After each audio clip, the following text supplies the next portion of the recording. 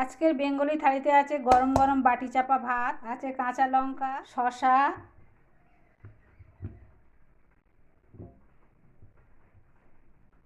পেঁয়াজ,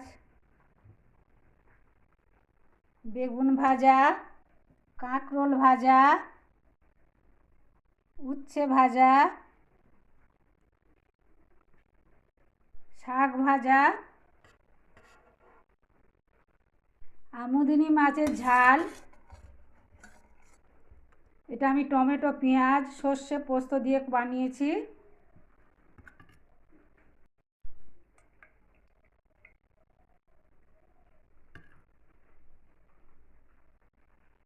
সব শেষ পাতে রাখলাম পাঁপড় ভাজা।